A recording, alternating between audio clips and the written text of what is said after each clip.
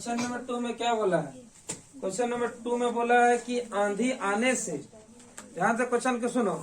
आंधी आने से एक पेड़ टूट जाता है और टूटा हुआ भाग इस तरह मुड़ जाता है कि पेड़ का शिखर जमीन को छूने लगता है और इसके साथ 30 डिग्री का कोण बनाता है। पेड़ के पाद बिंदु की दूरी जहां पेड़ का शिखर जमीन को छूता है 8 मीटर है। पेड़ की ऊंचाई ज्ञात करो। ध्यान से सुनो, क्वेश्चन कैसा है?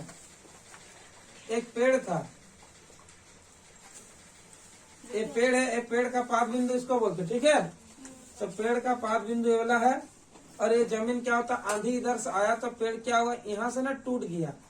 जो पेड़ था ना, पेड़ ऐसे था तो पेड़ यहाँ से टूट करके कहाँ गया, यहाँ से कट हो गया, तो टूट करके नीचे आ गया, यहाँ से कट हो गया। आंधी आया जिसके कारण ये वाला जो जमीन को ऐसा करके जमीन को छूने लगा, ठीक है। यहाँ अरे जो पेड़ का शिखर था और जमीन को छूने लगा और जमीन जहां पर इसका शिखर इसको नीचे गिरा ना, और ये पेड़ का वाला पाद बिंदु इसकी जो दूरी है वो दिया हुआ है 8 मीटर। बात समझ में आ रहा कि आंधी आया और वाला पेड़ यहाँ से लेकर टूट गया और टूट करके ये वाला जो टूटा हुआ भाग ये यहाँ आकर के गिर गया और गिर गया तो यहाँ से जो जमीन को टच कर रहा, वो जमीन का टच कर रहा, पेड़ जो था जहाँ पर उसका जो दूरी है वो 8 मीटर है, ठीक है।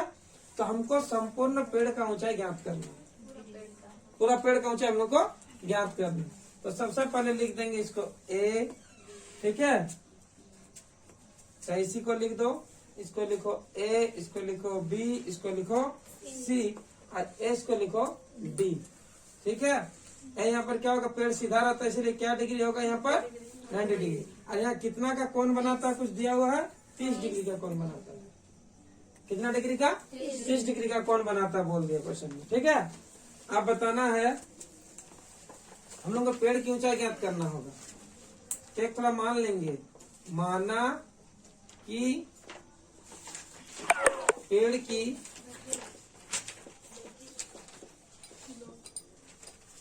ऊंचाई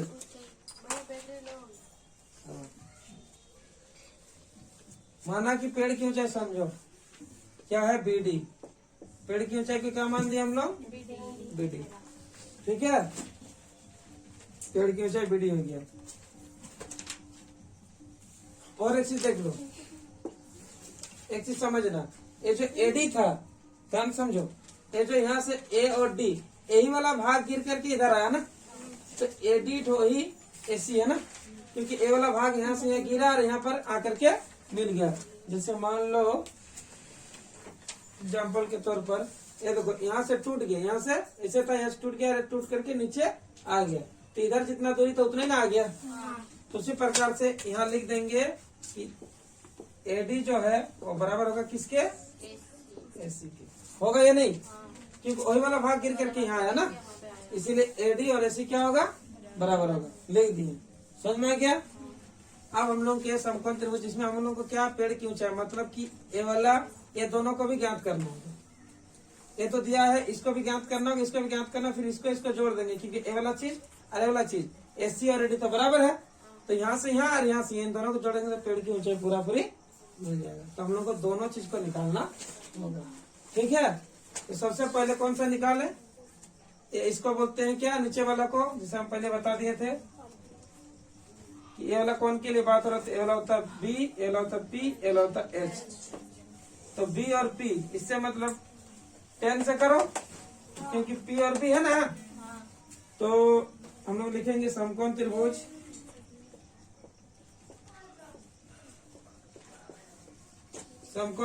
ए बी सी में, किसमें, ए बी सी में।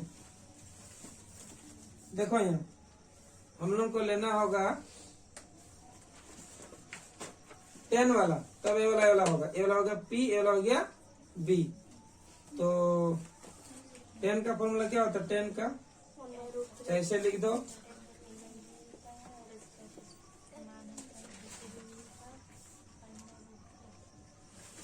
ऐसे भी लिख सकते हैं, नहीं तो डायरेक्ट ऐसे करो, 10 कितना डिग्री, 10 30 डिग्री है ना, 10 30 डिग्री।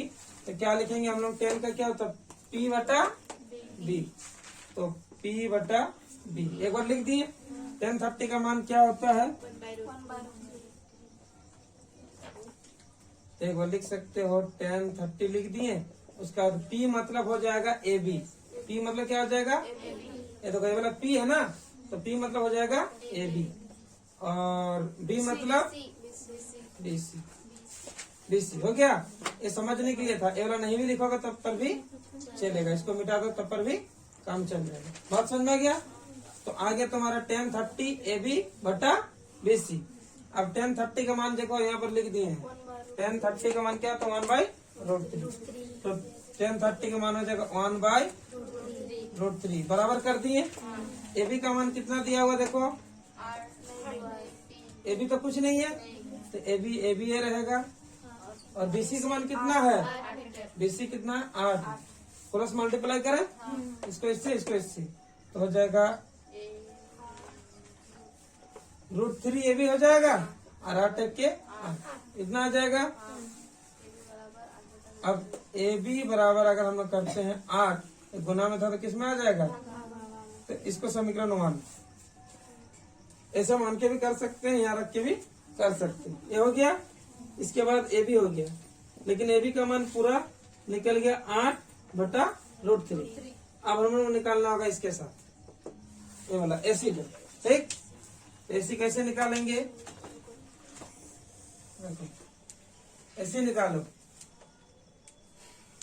ये हो गया B और H। कोस का भी मान निकाल सकते हैं, कोस से भी, ठीक है। तो इससे निकालेंगे तो इससे भी निकाल सकते हैं। होने से हो गया P, ये हो गया H और sin 30 डिग्री से निकल जाएगा, ठीक है। तो sin 30 डिग्री से भी निकल जाएगा, नहीं तो कोस से cos 30 का लगाएंगे। अगर मान लो हम लोग cos 30 लगाते हैं,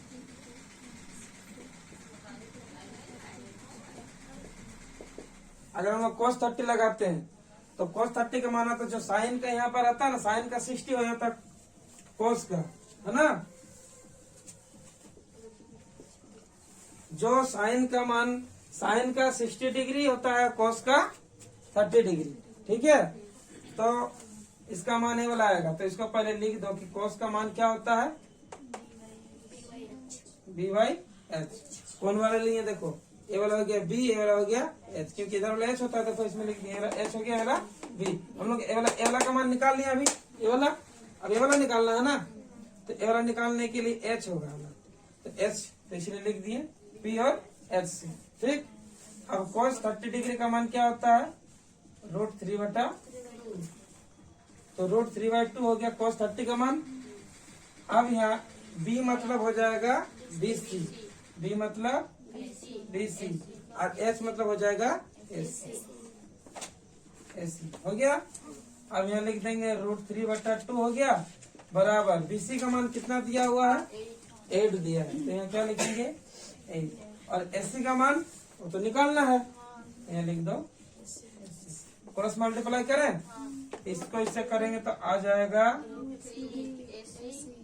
√3AC 8 दूनी, इसको गुना एक ही बार गुना कर देना, 8 दूनी 16।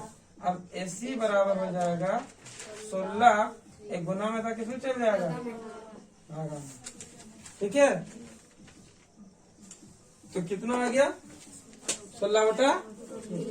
अब यहाँ समझो, हम लोग को क्या निकालना? पेड़ का ऊंचाई। तो पेड़ का ऊंचाई क्या है? यहाँ से यहाँ AB और यहाँ से यहाँ AD, और AD और यहाँ से AC दोनों बराबर है। तो हम लोग AB और AC लिखने से भी पेड़ का ऊंचाई हो रहा कि नहीं होगा? तो लिख देंगे अतः पेड़ की ऊंचाई। तो पेड़ की ऊंचाई बराबर देखो, यहाँ से यहाँ लिख देंगे AB। क्या लिखेंगे? AB। यहाँ से देखो AB का मान निकला कि नहीं निकला? टोटल होगा तुम्हारा AD, क्या होगा? BD। टोटल क्या होगा? BD, क्योंकि ये हो गया B और यहाँ हो गया D। पूरा पेड़ की ऊंचाई क्या हो गया? BD।